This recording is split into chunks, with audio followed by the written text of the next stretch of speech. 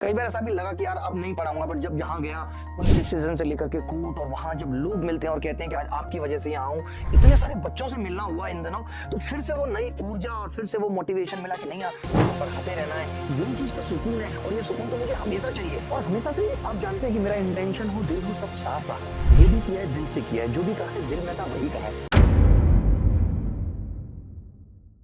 2007 में मैंने पढ़ाना स्टार्ट किया था और तब से ये सफर चल रहा है। 2017 में मैंने YouTube चैनल बनाया अभिनय मैथ्स, और यही सोचा था कि मुश्किल भरे गणित को आसान बनाएंगे। कई बार जिंदगी में लड़ना भी बहुत जरूरी हो जाता है, और ये जानते हुए कि आपका वक्त गलत दिशा में जा रहा है, वरना अंत में एक मलाल रह जाता है कि मैं यार अपने हृदय को न्याय नहीं दिला पाया। और उसी लड़ाई में मैंने भी अपने ये 6 महीने गुजार दिए, और ये 6 महीने बहुत उतार चढ़ाव रहे।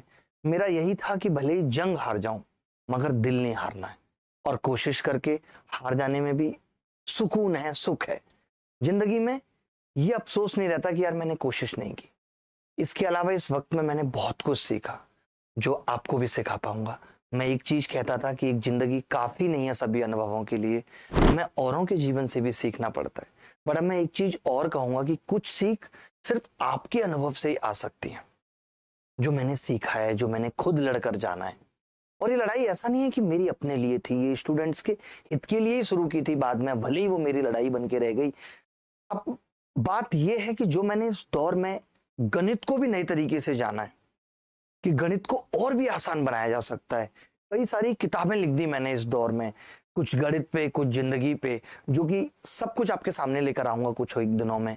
और सबसे कमाल की चीज ये रही कि मैं एसएससी में, आपने देखा ही है कि किस तरीके की गणित पढ़ाता हूँ। सिर्फ बात कंटेंट की नहीं होती, बात सवालों की नहीं होती, उन सवालों को कितना आसान बनाया जा सकता है, उन सवालों के सोल्यूशन कितने आसान हो सकते हैं। वही सेम चीज मैंने बहुत सारे कैट के पेपर सॉल्व करके, ओलंपियाड के पेपर सॉल्व करके देखा, और मैंने डिसाइड किया कि मैं अब एसएससी के साथ साथ कैट और ओलंपियाड भी पढ़ाऊंगा। बट अफसोस ये रहा इन दिनों की उम्र का एक हिस्सा निकल गया बिना तुमसे मिले। अब कौन आकर हमें इश्क सिखा देगा, कि मैं तुमसे नहीं मिल पाया इस दौर में। और मेरा हमेशा से ये रहा भी है कि मैंने अपनी समस्याओं को कभी आपके सामने नहीं रखा। कई बार ऐसा भी लगा कि यार अब नहीं पढ़ाऊंगा, बट जब जहां गया पुलिस स्टेशन से लेकर के कोर्ट, और वहां जब लोग मिलते हैं और कहते हैं कि आज आपकी वजह से यहाँ आऊं, इतने सारे बच्चों से मिलना हुआ इन दिनों, तो फिर से वो नई ऊर्जा और फिर से वो मोटिवेशन मिला कि नहीं यार मुझे पढ़ाते रहना है। यही चीज तो सुकून है, और ये सुकून तो मुझे हमेशा चाहिए। और हमेशा से ही आप जानते हैं कि मेरा इंटेंशन हो, दिल हो, सब साफ रहा है। जो भी किया है दिल से किया है, जो भी कहा है दिल में था वही कहा है। आप सबके लिए जो निस्वार्थ भाव से मैंने किया, तो ऊपर वालों से मुझे सब कुछ मिला है, मुझे कोई शिकायत नहीं है। और ये सब दुख तो खैर सिखाने के लिए आते हैं। मैं ये मानता हूं कि ये जो दुख है, इनसे मैंने कुछ परेशान नहीं हुआ, इनसे मैंने सीखा है। दुख मांझता है इंसान को, और दुख के बाद रोशनी आती है, और अब उस रोशनी के आस में ही मैं आज आपके सामने खड़ा हूं। बट कहते हैं ना कि भगवान का स्क्रीन प्ले भी बहुत अजीब है। हर किसी को मुकम्मल जहां नहीं मिलता, कुछ ना कुछ मलाल जीवन में रह ही जाते हैं।